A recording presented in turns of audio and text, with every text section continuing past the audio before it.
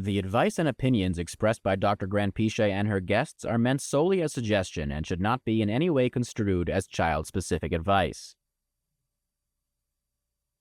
Dr. Doreen Granpeesheh is Dr. Doreen is an expert in autism. Doreen Granpeesheh. Dr. Granpeesheh. Dr. Doreen Granpeesheh. Dr. Doreen Granpeesheh is a visionary in the field of autism. Now you can ask her questions on Ask Dr. Doreen.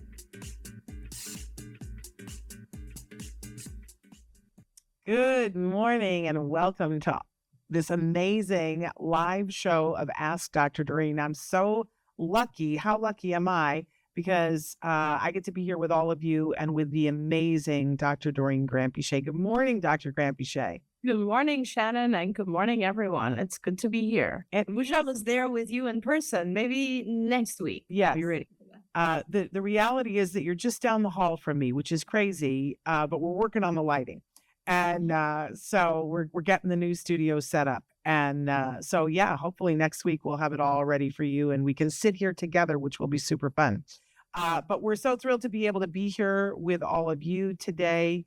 I have to say the date. It is the 10th of June, 2025. And we're saying happy birthday to our lovely friend, Rachel Bird, a very good friend of the show, Kobe Bird's mom. Happy birthday, Rachel. How lovely.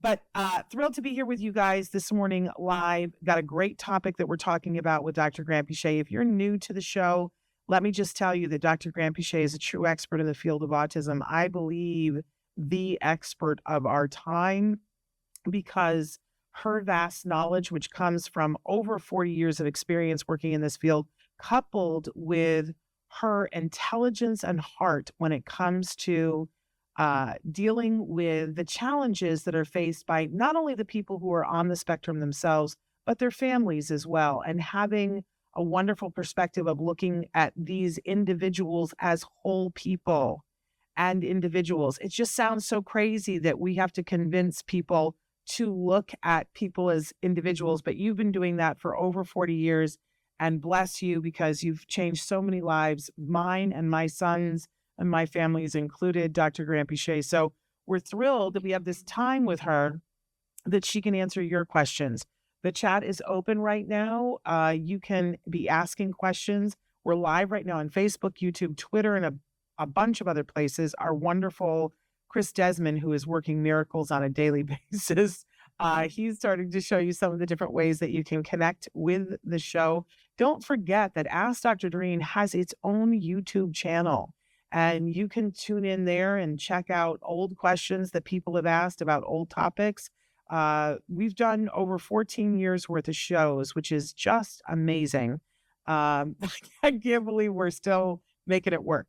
From now our fourth studio since we started this. But right? Fourth studio. Yeah, yes, I was just thinking that. So 1, 2, yeah, that's right. Fourth studio, amazing. Yes. And I think this is the last one I have in me. I think this might be it. This is home forever. But I also want to tell you that we know that most of you, you're so busy and you're on the go and that you are listening in podcast. And we love that too. I do want to say that people listening in podcast, if you ever want to see what we look like, head over to the YouTube channels and you can see what's going on. It's a different kind of fun, but we love you listening in podcast. We want you to know that it's been a priority of ours to make this information available to the world on a regular basis and to make it so that it's free to you. So it's a free download wherever you get your podcast. However, it will come with advertising. And I hope that you embrace that, knowing that that's what we need to do to make it free to you. However, if that doesn't fit with your listening modality, if you want to get it ad-free, you can. It's a small fee, $5 a month. You head over to glow.fm/autism live. For $5 a month, you get everything we do at the Autism Network, including Ask Dr. Doreen. So it shows up in your inbox and it's free of ads. $5 a month. You really can't beat that. Good price if that's what you need. Okay, I got all that out of the way because I want to talk with Dr. Granpeesheh and I want her to answer your questions. Our starting topic today is about travel and summer travel, success with summer travel, especially when we have anxiety on board. And we know that you are an expert in this field both the traveling and the anxiety. You do both well, really well. I don't know that I do it well, but I do a lot of travel. That's for sure. Yes. I think you do it well. From where I'm sitting, you do it well. Okay, I'm going to jump right in with questions, but the chat is open.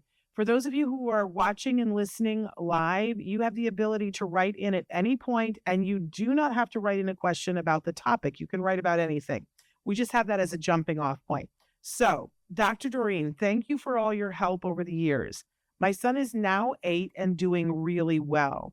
He is doing so well that this year we're going on a vacation to Disney World. It has been 4 years since we last went on a vacation. That time was a disaster. He ended up not pooping for 11 days, and we had to go to the hospital because he was so impacted. I really don't want to have a repeat of that. I feel like he may just automatically do better this time, but what can I do to help him be successful? Great question. Yeah, it is a great question. And I wouldn't have thought necessarily, Shannon, about the physical stuff that you get ready for, but yeah, that's a very good one. So, okay. So I think we need to start by just thinking of travel as something that causes a little bit of disruption in routine, obviously. And so then you have to think of all the different things that come with a disruption of routine, right? And so they can be physical things or mental things. And a lot of times, obviously, it's going to involve anxiety, which is a very common response to change. So I guess I would start by saying, what are the physical things we have to prep for, and what are the mental things we have to prep for? So let's talk about physical things first. So if if your child is someone who has any kind of physical issue that might be in some way affected by a disruption of routine, then we have to prepare for it. GI issues obviously are one. A lot of people have issues with constipation when they travel. So obviously, if you're concerned that that might happen, you would want to make sure you have preparation. For instance, you have stool softeners with you. You do not allow your child to eat a lot of carbs, or you make sure that they're hydrated. You take magnesium supplements with you. All of these things will help make sure that air travel, particularly, or going to places that have new food, are not going to result in problems with the gastrointestinal system. You could also experience sleep issues, which is a very, very common thing when we travel, particularly when you're looking at changes in time zones. So, of course, something that's very helpful with travel sleep issues is melatonin. I know a lot of our kids sometimes will take melatonin. So whatever you do, maybe whether it's a sleep mask or melatonin or any other type of thing that might be calming for your child, you want to make sure you think about that before you travel. And then what I do usually with my kids who are now adults, but I still do this, is I will just have some basic first aid, I guess, and not just first aid medications with me, but, things like Benadryl in case someone is exposed to something allergic, or the various, frequently taken medications, like maybe anti-inflammatories like Advil, or painkillers like Tylenol. You just want to have a little bit of that kind of stuff with you when you travel, just to be safe. I think in terms of physical issues, I can't think of any others, Shannon. I'm not sure if you can think of other physical issues that might come with travel. But obviously there are a lot of mental issues that come. And as we all know, our kids have a tendency to depend more on routine. And so when their routines are disrupted, it becomes a very, very dysregulating type of experience for them. So as a parent, I think whatever you can do to establish the same routine, or at least any other type of routine right away, is going to be helpful. So, for example, if you have a routine at home where, you have dinner at a certain time and then you have a certain amount of play or free time after dinner, and then you have time for sleep, and sleep is associated with, you reading a book for the child first or whatever the routine is, right? Taking a bath, etc. Some of that stuff you'll be able to replicate no matter where you go, right? So maintain those routines. If there's a math time before the sleep time, do it. If there's a story to be read, do that. If and other things might change. Like, for example, you might not be able to have dinner at home. You'll be going out for dinner. So you want to think of your itinerary, I guess, and think of all the things that are going to be outside the routine that are slightly new or require a little bit of practice. We often talk about kind of rehearsing these things that our kids have to get used to. So any kind of practice that you can do before you go to this new environment, any kind of just write down what your schedule is going to be and mentally prepare yourself and say, okay, he's gonna be fine during this phase. This might be difficult because we're gonna be on a bus for an hour, whatever it is. And these are the ways I can occupy him during that time.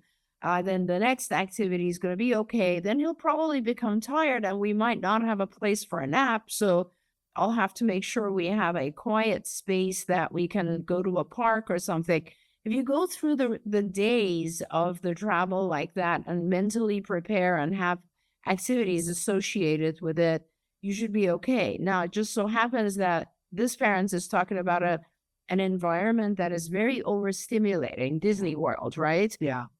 So you just want to make sure that, and a lot of our kids will enjoy a lot of things at Disney World, obviously, but they can also easily get overstimulated. So I really recommend that you take some noise canceling headphones with you. Perhaps you look at the map of Disney World and you schedule yourself in a way that you're not overwhelming. It's not a too long of a day. Maybe get a hotel if you can that's really nearby in case you need to go somewhere quiet. Look at the map and find the places that are calm places. There are a lot of green areas that you can retreat to. Just make sure you're not overpacking the day with things because you just want to do everything, right?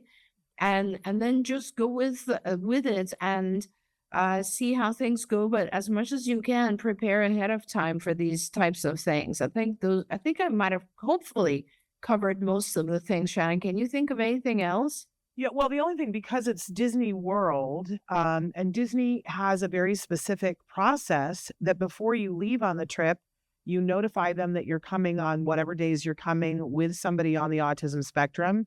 They will make arrangements for you. You'll get a guest assistance pass and they'll walk you through how you do that, which helps with the long lines.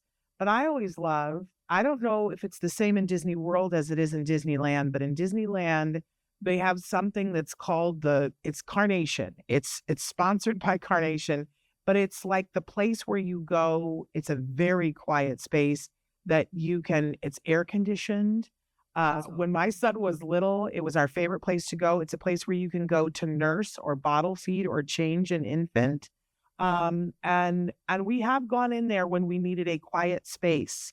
That's Now, great. if your child has already escalated to the point of a tantrum and is being loud, that might not be the place. It might be too late for that. But if you can take quiet, they'll let you go in and sit and rock your even older child, and as long as it's relatively quiet. So that can be a really good space to just sort of plan that we're going to circle back to. Disneyland and Disney World are huge. But if you look at the map, you can do a land and cycle back to the middle, and that's usually where it is. And I love that place. I love, love, love that place. I have great memories of that place.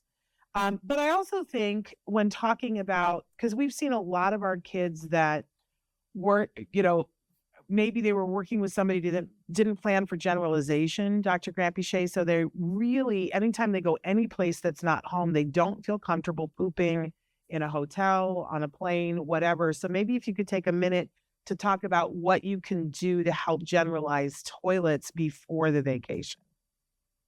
Yeah, I mean, obviously, the best way to generalize is to just go to other places, right? And practice before the trip so that you can maybe go to other people's homes or public spaces so the child gets more comfortable.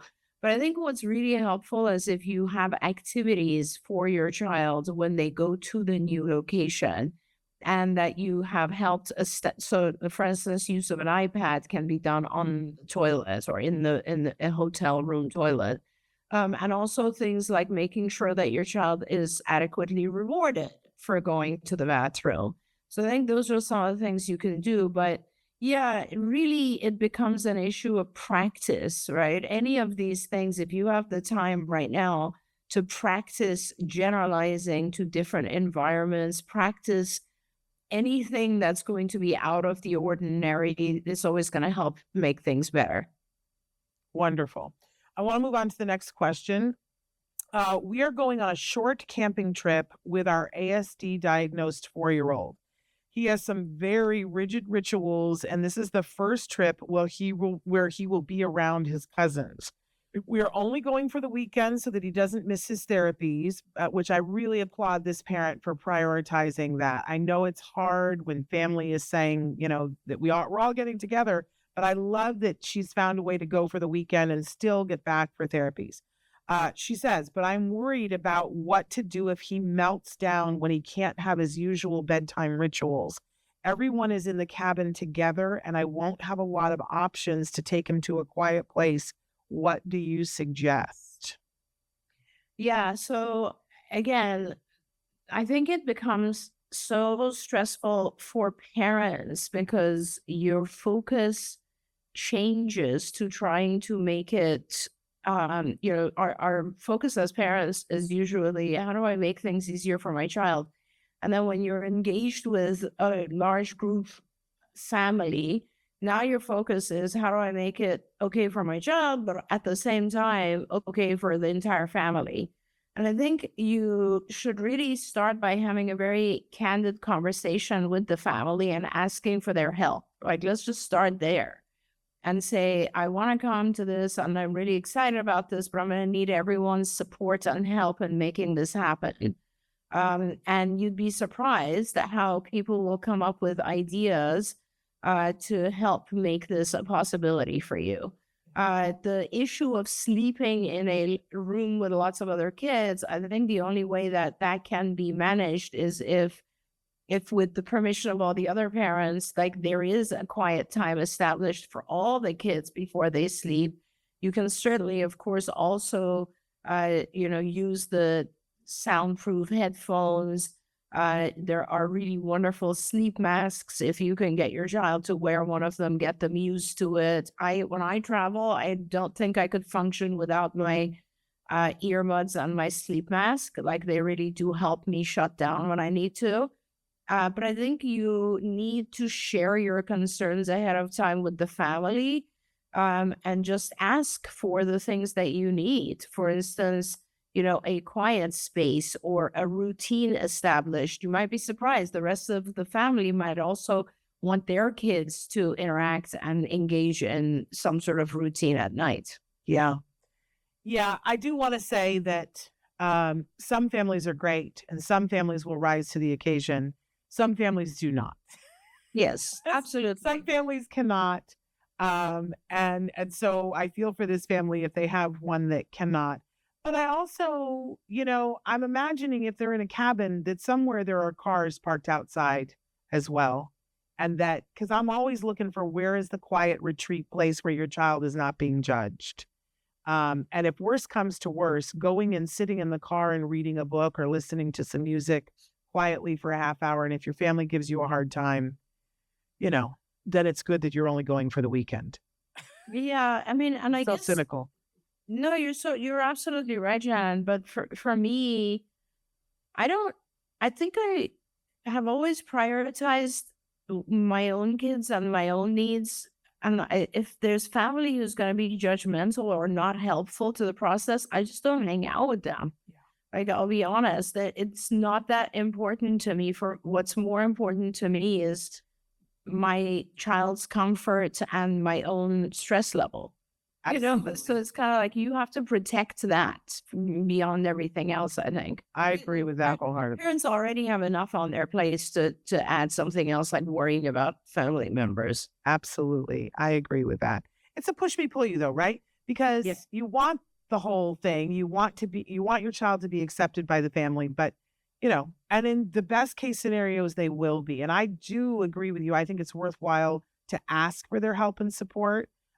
If you don't get it, then at least you can say, but I tried, right? Instead of feeling like, oh, maybe if I had shared with them, whatever. But I agree with you. Those are people if they can't get on board, then you don't prioritize spending the time with them. I agree with that wholeheartedly. It's that Ileana Benzant thing, heal yourself. Yes. Okay. I am traveling abroad with my 14-year-old son and noticing how rigid he is. He got very upset about something I did that he felt was inappropriate. I complimented one of our waiters on the cruise we are on, and it became such a thing that we literally lost 2 days of the trip to a meltdown. I am wondering if the reaction was partially sensory overwhelm, or was he really that upset with what I did? I feel like I need to walk on eggshells and that he is way overactivated. Is there a way to save this vacation? It is something he has been looking forward to forever.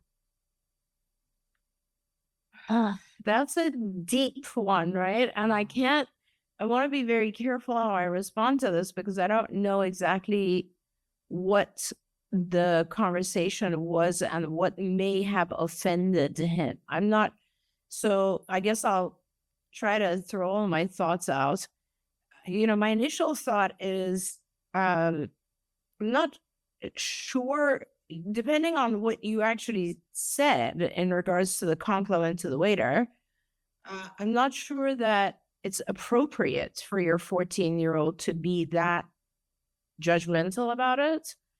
And I always look at all of our kids the same way I would look at a typically developing kid, which is part of my job as a parent and as a teacher, I guess, is to educate all of my kids in regards to what's appropriate and what's not appropriate, because I really want them to fit into society well and know the rules of society. So I don't know how I feel about, or I don't know how to respond, because to begin with, like, unless you said it's something very, very inappropriate, then I think this might be an opportunity for your son to learn that what you say is not for him to judge. And also what you say is not necessarily about him or a reflection on him. It's your choice how you interact with the world. So all of those types of things, I guess, would be appropriate lessons for now. But I can also understand that you're in the middle of a trip and it has turned into this kind of thing where it just has caused 2 days of grief, which I also don't know how that has come about. In other words, is he now treating you poorly? Is he now not willing to talk to you anymore? I guess I don't know enough detail about how things have turned around. But I think it is probably important for you to try to salvage it, even for yourself. For our kids, sometimes we try very hard to, have them learn to turn things around faster. But everybody goes at their own pace, and ultimately this will be a lesson for him in his life. And he will go through whatever process he needs to go through before he can move on from it. It's hard for me to respond to this, Shannon, because as a psychologist, there's 7,000 things I'm thinking, right? Sure. But I would be trying to see things from his perspective and understand exactly what it is that caused him this level of anger or resentment or embarrassment or whatever it is that is leading to a 2-day change in his process and his attitude and how he's experiencing life.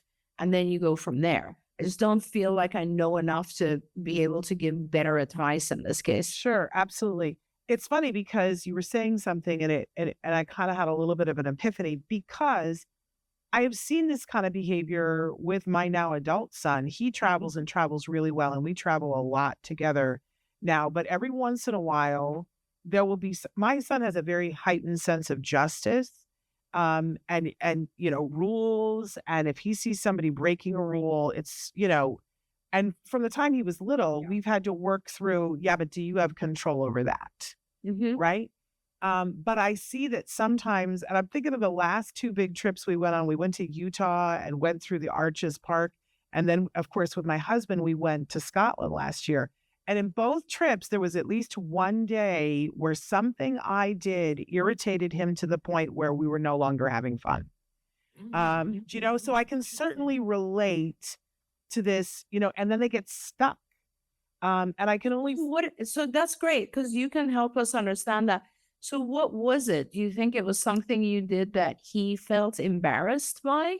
Well, I know when we were in Vegas, because you know me, I'm allergic to everything, and eating out is such a problem for me. And so the thing that he got upset about was that we looked at the menu at a restaurant and I could see that there was nothing that I could eat. And so I said, let's not eat here. Let's go and eat someplace else. And then it took like 5 restaurants. It was very hard for me to find a place to eat in Vegas. And so when we finally found a place, he was mad at me because he felt that I wasn't listening to him, that he wanted to really eat at that first restaurant.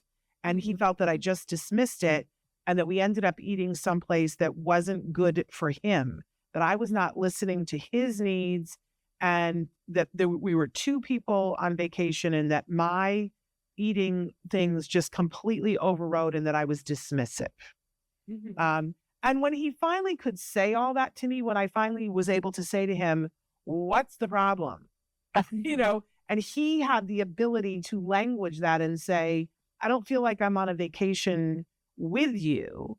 I feel like you're on a vacation and you're worried about what you can eat and you're not taking me into consideration. Then I was able to go, I'm sorry. I was not being considerate of what your needs are. I wouldn't have been able to eat in that restaurant. And he said, well, I thought that you could eat this. And I was able to explain to him why I couldn't eat that. And then he was like, okay, I just wish you would communicate more with me. And then we were able to repair and get on with the vacation. But until I really dug in, I didn't know what the problem was. In Scotland, it was that he felt that my husband and I were not paying attention and that we were going to get hit by a bus. Also a reasonable concern. And he was like, I feel like I have to babysit the 2 of you. And why can't you get it together? Right. But he was mad for a good half day before I pulled it out of him. What is your issue? It was a little like dating. When you're dating and somebody kind of turns off and you don't know what it is and you don't, but with your child, it's worth it to pull it out of them, I feel. Anyway, I don't know that this helps. It definitely is. And I'm so happy that you have the relationship with Jace where you can actually openly talk about these things. And he, I think, very early on developed that ability to, is self-awareness, right? And not every kid can. Yeah. Mm-hmm. And not every kid can say what's wrong. Yeah. But also I think that there are always, when you look at it, there's always additional lessons which is, there does come a time where it's difficult for everyone to realize that when we choose social, which means other people, there's also a certain level of compromise. So I might choose to travel either with my friends or with my husband or with my kids. But I should realize that there's always going to be some level of compromise. And that level is going to be, those compromises are different if it's with friends or with my husband or with my kids. But that's being social, right? That's being with others. The alternative to never having to compromise is just going alone.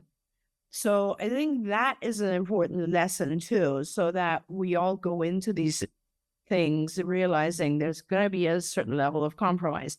And I think the hardest is our kids, Shannon, because, they're our kids. And there has been stages in their lives, particularly a child who has had the diagnosis of autism, is that you compromise a lot for that child. And so for them to realize that things have changed now is a lot. Yeah. Absolutely. I'm also reminded of a time when my son was much younger, that he was with me. We went to see a performance. I won't say the name of the person, but afterwards, we went backstage, and sometimes I say things before my brain connects with my mouth. And this person seemed so big on stage. They just seemed so larger than life. And we went backstage, and they are so tiny that Mhm. it was shock. And I said, "Oh my gosh, I forget how tiny you are." And I meant it as a compliment. I really, really, really, truly meant it as a compliment, that your personality is so big on stage, and I forget how tiny you are. And to me, tiny is a compliment. But It's not a insult for sure. Yeah. But my son was like, "That is so wildly inappropriate. What you just said to her, I am appalled by your behavior." And he said that in front of her. And I said, "What? What did I? I'm so sorry. I didn't mean it that way." And then, like, the whole ride home, it was like, you don't say those things, right? He was so stuck in being so mad at me that I didn't behave appropriately. And Yeah. I do think that that's maybe for him anyway, it is because we set up for him. This is what's appropriate. This is not what's appropriate. And for him to see me do something that he felt was so wildly inappropriate, he got stuck in it for a while. And maybe that's a little bit what's happening with this waiter situation. I don't know what she said to the waiter, but Yeah. And I think, again, it's like, my kids also might sometimes think something that I'm doing is appropriate or inappropriate in the current world, yeah, right? Because the world also changes. yes, But I've also, I think, gotten them to the point where they know that it's not appropriate for them to judge me, or try to teach me. You know what I mean? I want to crochet that on a pillow. It's just it's for me to learn at this age, and I will learn. And if they are embarrassed by it, that's their issue. Yeah. So those are the things I was saying. I just really, you can't make any kind of real meaningful response unless we know exactly what happened. But I do a lot. I think the examples you gave are very, very good examples of situations where it becomes uncomfortable for our kids for whatever reason. And I think it's really important to take those situations and teach our kids a little bit of self-awareness so they can realize just what's going on in their own heads. How are they seeing this situation, and how can they let go of it? It's not about what you did. It's about them holding on to something that really doesn't have much to do with them, I agree. Okay, I want to move on to the next question. We're having to make a heartbreaking decision. My 17-year-old son is severely affected by autism. This summer, I am taking his brother, 16 and neurotypical, to visit prospective colleges. I have decided to leave my other son at a camp for disabled teens. We have visited. I have researched. It seems like a wonderful place, but I feel like a terrible parent for leaving him. And I don't even know if he will understand that I will come back for him. I guess what I want to know is that I'm doing the right thing, and is there anything I can do to help him to understand? My heart breaks for this question, for this parent. Absolutely. It's a very, very, very difficult thing. I guess I will have two things to say about this. One is, yes, you can definitely practice it. So like you can leave him for a day and come back so that he knows you're coming back. You can give him lots of means of being in touch with you, or have the staff at the place give him the ability to be in touch with you through FaceTime. And you can also, one of the things I used to do when my kids were very young and I would travel a lot, because with very young kids, it's hard for them to understand the concept of, 3 days versus 12. So I used to give them a bag to open every night, for the number of nights that I was gone. And so I would literally had 3 kids. I'd go to 99-cent store and buy 3 toys per night. And I would wrap them up and put them in a bag. And the first bag was night 1, night 2, night 3, night 4. And when the bags were finished, I was back, right? So that way they had a very fun activity and they knew how many days until I come back. And I think something like that, where you visualize and he has an idea of when you're coming back, I think would be very helpful. And you would have to practice it so he gets the idea. But I also want to point out to you that you are being a good parent to your other son. And sometimes we forget that. Right now I have my 2 daughters both have needs, different needs. And sometimes it conflicts. I can only deal with one or the other. And there are times when one says to me, you give a lot of attention to the other.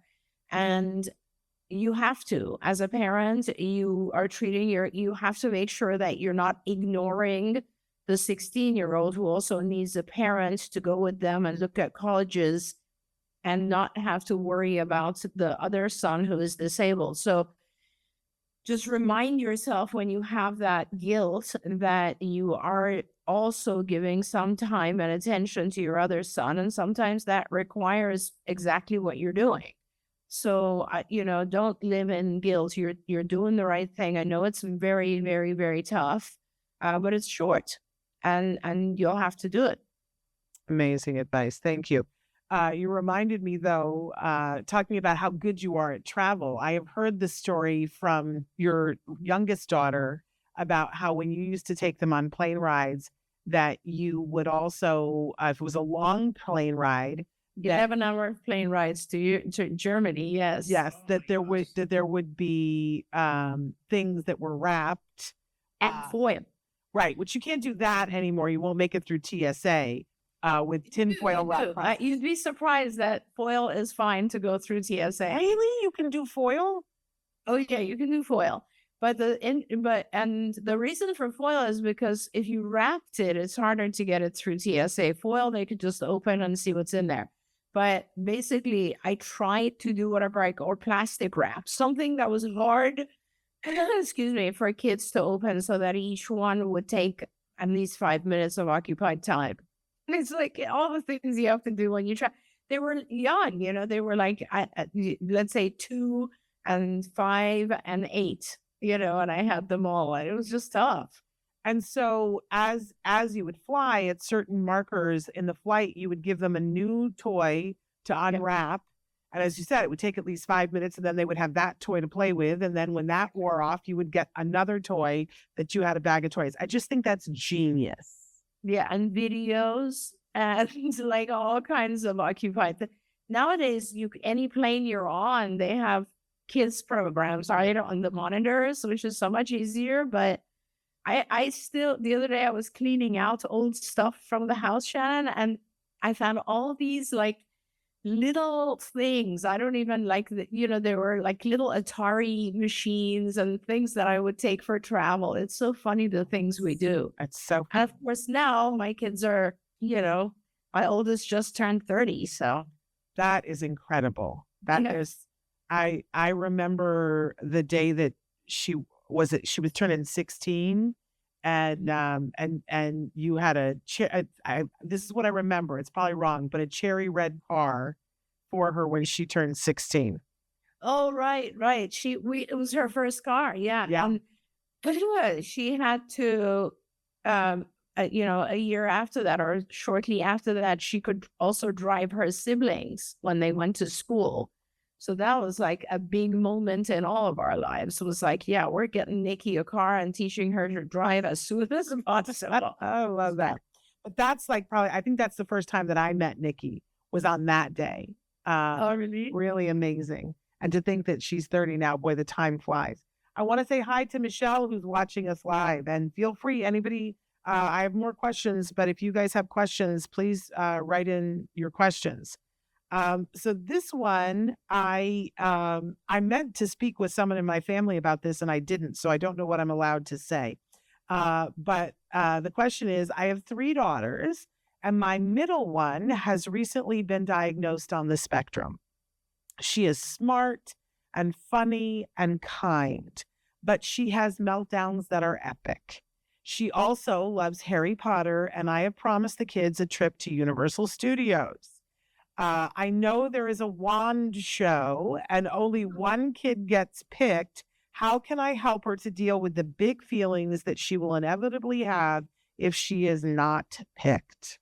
Wow, did she write to the right person? Yes, I know. I know, but I forgot to discuss it. And so I don't know how much I'm allowed to say. Right. So we'll speak in code. But I want to hear from you, first of all, because there are all kinds of amusement parks and there's all kinds of opportunities when our kids aren't chosen. And they have the big feelings about it. So how can a parent cope in that moment? Yeah. And it's difficult, obviously, and there's lots of different things you can do to prepare, including buying some wands and making sure that you have kind of a concession prize if she doesn't get picked, so that afterwards she can have a different surprise.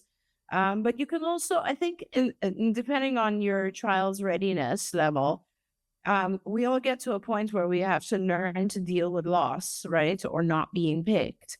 And I think that's just practice and doing it to the point where we learn that we're not always going to be the winner. Being a graceful loser is probably one of the biggest lessons of life. It's probably one of the reasons that we enroll our kids in things like team sports and stuff, because learning to lose and to get up and keep going and try again is something that is probably one of the most important lessons of life in general. So that being the issue here, you can, I guess, model it through other things, right? So you can do games where someone loses and then they demonstrate how they can shrug it off and say, oh, that's okay, we can try it again another day, or that's okay, I won something else. Like lots of different ways to gracefully lose. And that would be your goal.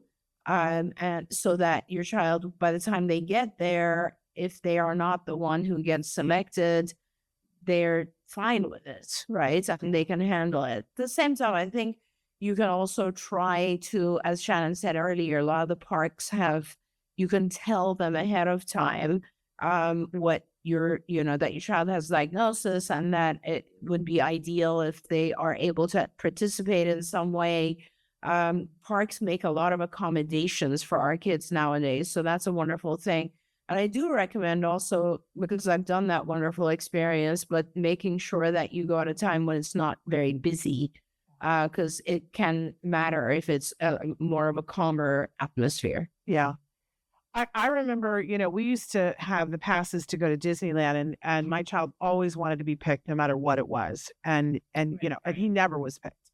He never was picked. And then I will be honest with you, we were talking to a Disneyland employee that we knew who said, here are the tricks. Here are the tricks to being chosen. First of all, they tend to pick kids that are standing real still. So practice. And so I remember standing in our living room practicing, okay, they're going to be going around and picking kids. You have to stand very still. How still can you stand? And you have to be looking right at them. And boy, it was like the best thing to work on eye contact because he was motivated. And the thing that he wanted to do, there was at that time, I don't know if they still do this, but there was a thing where they would, it was in I can't think what the part of it, but in Tomorrowland, there's a big restaurant there, and there are several times a day when Darth Vader and all of the other guys come out, and they're going to train people to be Padawans, and they pick the little kids. So we had asked for the 411 on how do you get picked for that, and it was standing still and making eye contact and not moving while you were doing it. So we practiced the hey nani nani out of that. And I have video somewhere of him being picked. And it's hilarious because they go through this whole thing and they teach them like 3 moves. And then one by one, they get to come up and they get to do one move with Darth Vader. And then they're scurried off the stage. And they put the little robe on them and everything. And so he, like a champ, he stood still and he made the eye contact and he got chosen. And we were like, this is the most amazing thing. We know the tricks. And then, of course, but he didn't understand the instructions. Oh, So he did the little moves, but then it was his time to go up and they don't let the parents go anywhere near. They had no idea what they were dealing with. And so he went up and Darth does one thing and then the person is supposed to skirt them. And my son decided to kill Darth Vader. no. And he began swinging at his head. And when that didn't work, he swung directly for the crotch. Oh my God. And I have video of my son. He was like, I will take care of the evil in the world. We'll make sure that we get this done. Oh my God. I think there's a picture of him somewhere that says, never pick this kid again. But we had, How old was he? oh, he was little. He was little. Peter was the one who was working on it with him. So he had to have been like maybe 6, maybe 5. He was little because they just picked the little ones. If they're too tall, they don't do it because then they can overpower Darth and we don't want that. But Oh my gosh. I That's so love that great. advice about, for our kids standing still and making, because it gives them something to work on, to work towards. But I also want to say, and I want to say this in the most careful way. First of all, if you're going to Universal in Hollywood, you should email me. That's what you should do. You should send me an email, Shannon@autism-live.com. If you're going in the next month, you should write to me and I will give you some tips and tricks to help you with that. But I also want to say that I think that the cast members at Universal Hollywood are really, really helpful in you. Before you get in line, if you talk to them, there's a person who's always at the gate. If you talk to them and let them aware. But there's always a person, other than the wand keeper, there's a person in the room. And if the show is over and you didn't get picked, talk to that person. Talk to that person and say, is there any way, do it quickly and see if they can help you. But also email me. And I will see if there's anything that I can do. Okay. Moving on. And it's such a great show too. It's really worthwhile. What is the best way to prepare for the anxiety kids will have during travel? I feel like you addressed that a little bit in the beginning, but that's the other question that I have. Yeah. I mean, it's all about just preparation and rehearsing and all of that. And every child is going to be different. And like I said before, I think it's about trying to just go through your agenda, your schedule, and figuring out kind of what are the different parts of this travel, this trip that we need to be cautious about or that we need to prepare for, and then going from there. Practice, I think, is the key to it. Shannon, last week we were talking a lot about the show, the rehearsal.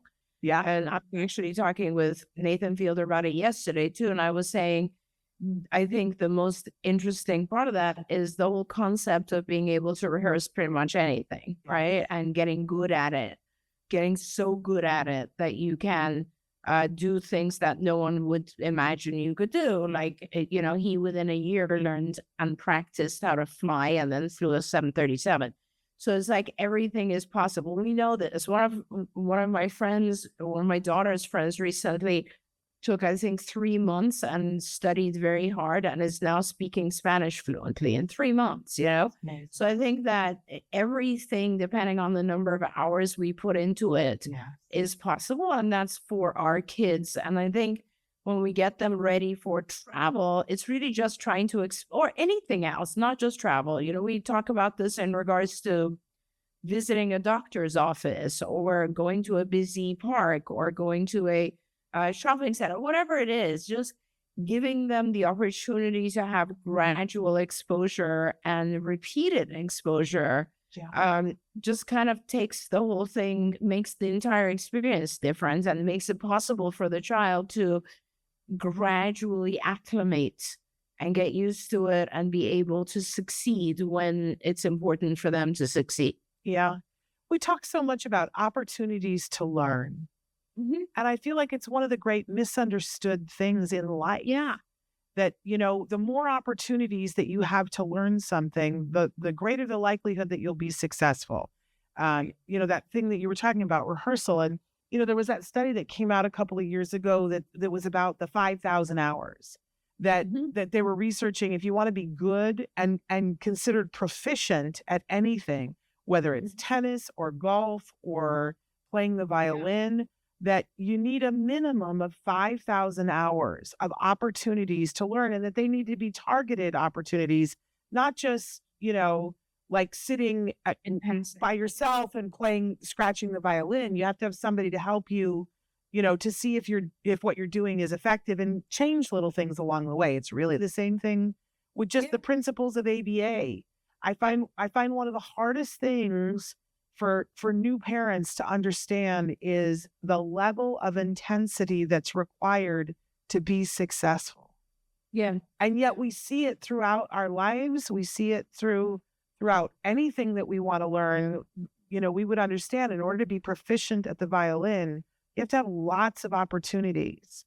Yeah. And if you want to be proficient at learning another language, Spanish, Chinese, any, English for our kids. yes, Like, same thing. Like I'm glad that you said it that way, because honestly, it's the same thing. And it goes back to what we try so hard to teach our parents in the beginning, yes, which really has a lot to do with, like, this is a journey. It's going to take a few years, and it's going to be a lot of work. Yeah. And you have to be committed to it. And you have to be able to really focus and put the time in and do what you're supposed to do, so that, you have enough practice, enough hours. Very important. yes, enough hours to be successful. And that when we think about what we want for our kids, we want them to be successful, whether it's going on a trip or being able, to go to school and have friends and communicate with us when they come home to tell us what school was like. We need to give them enough opportunity. And yet, I think sometimes we've gotten into this thing where we think what they all need is downtime. Yeah. Instead of practicing. And I think that the reality of it is that we need downtime. Yes. Our kids don't need downtime. We need downtime. But getting back to the travel thing, the more you can rehearse, I always, when it's funny, because when we get around Halloween, and I know that it doesn't feel like it's Halloween, but for us preparing things, it's Halloween time in my head. And we get around Halloween and everybody says, I don't understand why our kids have such a hard time with Halloween. And my head always goes, really? Because we teach them a bunch of rules. There were 364 days of the year. Like, you don't talk to strangers. You don't go up and ask people for candy. You don't eat a bunch of candy, right? You don't do all of these things. And then one day of the year, we go, oh yeah, by the way, all those rules are off. Go have fun. And we're surprised when they're surprised, shocked, and upset. That they're like, I don't understand what's going on. But by the time they're 12, they've had 11 Halloweens and they understand it a little bit better. But unfortunately, by the time they're 12, nobody really wants them to celebrate it. Unless they're coming to All Ghouls Gala when they're 21. But my point is, we need to give them opportunities to rehearse it, opportunities to practice. And it doesn't have to be perfect. Yeah. Nathan was learning how to fly in a simulator. Yeah. That's exactly right. I think you hit the nail on the head when you said sometimes we need downtime. Yes. I think that is the thing, right? Like, I even now look back and I think I should have done more of X, Y, and Z with this child. It was one of my kids, right? And it's just a matter of, you do the best you can. A lot of times we as parents are just exhausted. We're doing 6 million other things. But the truth is, life is about opportunities to learn. And this is why we have these really intense conversations with our families in the beginning, because families will come to us, as you know, Shannon, and say, I have this problem, and can you help me fix this problem? And we're like, certainly, of course we can, but it'll take time and effort and commitment to change.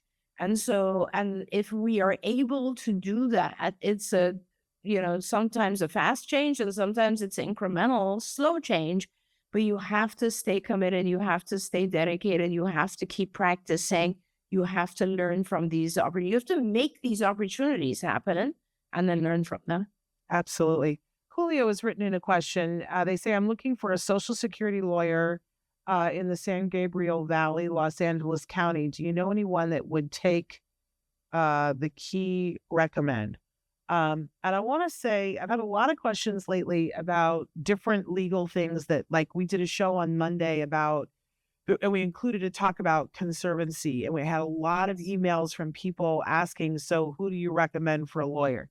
And I'm really low on recommend. A lot of the lawyers I know have recently retired, and but I find myself telling people there's an amazing organization that we worked with before that's called Standout Advocates here in the Los Angeles County. I want to, if they don't know, then I don't know. They are the people. There's another organization you used to also list that was lawyers that you could access. Do you remember? It was.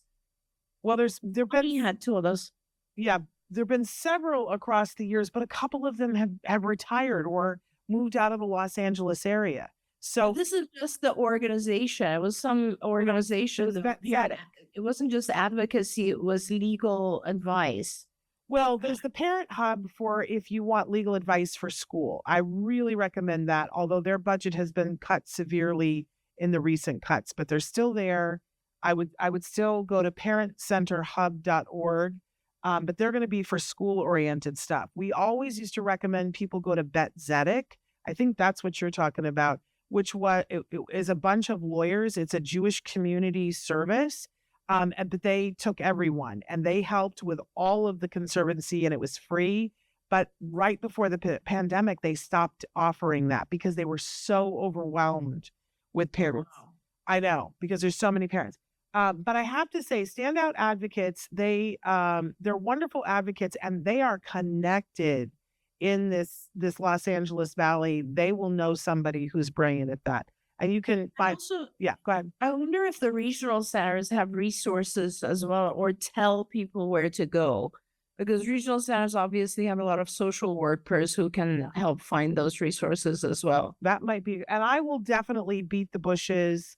We're going, Chris and I are going to a big event here in Los Angeles. We're going to the Ed Asner poker tournament on Saturday. I will ask everyone there who are the people.